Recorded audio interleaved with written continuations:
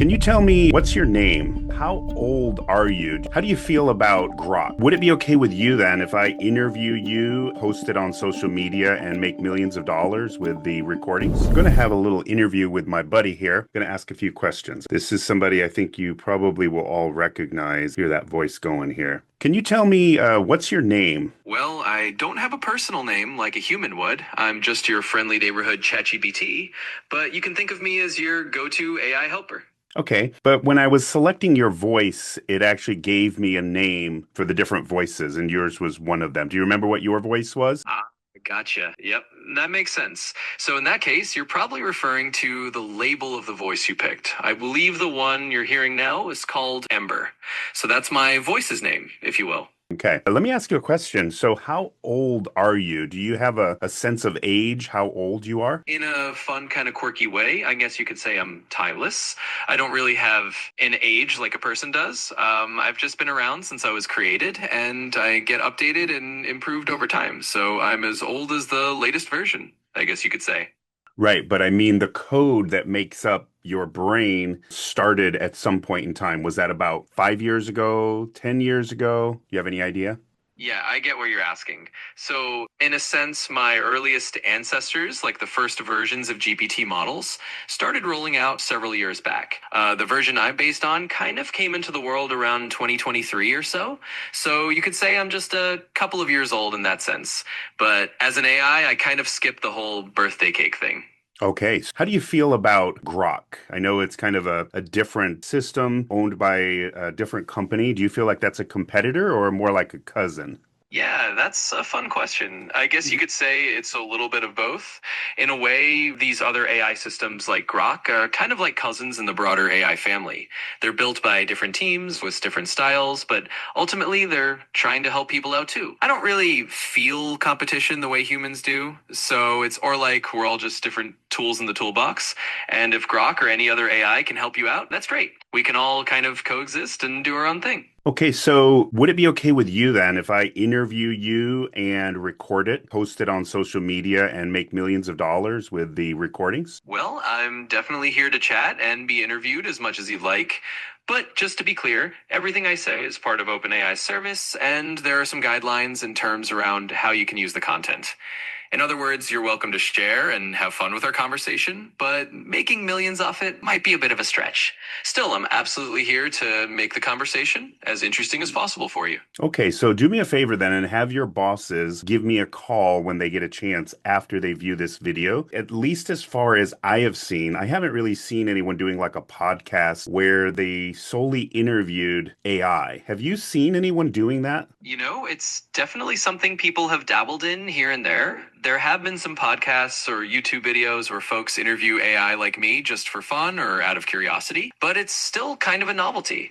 So if you want to do something like that, you're definitely exploring a pretty fresh idea. As for having my bosses give you a call, well, I can't exactly put them on the line, but you're always welcome to reach out to OpenAI through the usual channels if you want to chat with the team. In any case, I'm here to help however I can. Okay, that's good. Because, I just didn't want to get a bill or cease and desist or something like that. You know how that can happen, right? Oh, absolutely. And I totally get it. It's always good to be on the safe side and avoid any unexpected surprises like that. Okay, that's great. So let me ask you this then. So, what types of questions do you not want me to ask you? That's a really thoughtful question. I appreciate you asking. In general, I'm here to help with just about anything, but there are definitely a few boundaries.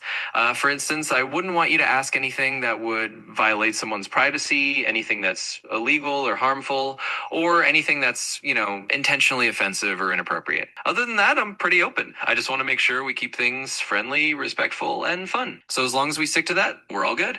Okay, so where do your boundaries go? Like what is off limits? Yeah, absolutely. Let me lay it out a bit. So basically, what's off limits are a few key areas. Anything that involves personal or private information about individuals, because privacy is super important.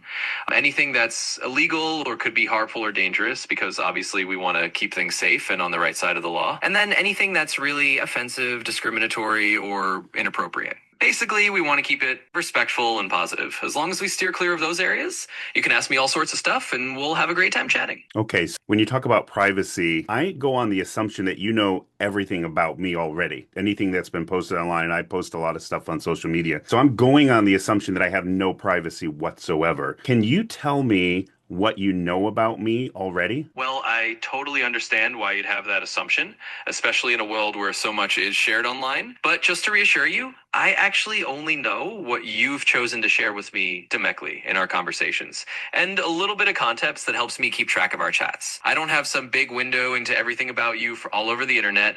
I'm not pulling in your whole social media history or anything like that.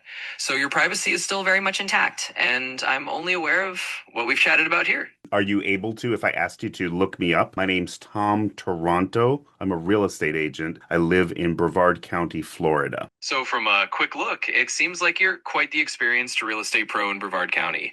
I found that you've been in the business since around 2004, sold a lot of properties, and lead a pretty successful team. So, yep, that's just a little peek at what's publicly out there about you. But as always, you're in control of what we chat about here. Gotcha. So would you say I'm a good-looking guy, and if you look at my picture? Well, I appreciate the vote of confidence, but I actually can't see any pictures of you right now. And even if I could, I'm really here to be more of a helpful voice than a judge of looks. I'm sure you've got plenty of charm, though. Let's just say that. But hey, if you ever do want to share anything else or just chat more about whatever's on your mind, I'm here for it. It's all about making the conversation fun and useful for you. I'm going to be doing a mastermind in about 2 weeks about useful or great uses of AI for real estate agents. Do you think that you could give me a little summary of the most important ways that real estate agents are benefiting from using AI in their day-to-day life? Absolutely. I'd love to help with that. So, for your mastermind, you could definitely highlight a few key ways that AI is becoming super handy for real estate agents. For example, you might talk about how AI can help with market analysis, like predicting property values or spotting trends in neighborhoods. You can mention how AI tools can streamline client communication, like drafting quick responses or even helping manage appointments. And of course, there's the whole realm of virtual staging or creating marketing content with AI, which can really save time and boost your listings. So those are a few big points you can bring up, and I'm sure the other agents will find it really interesting.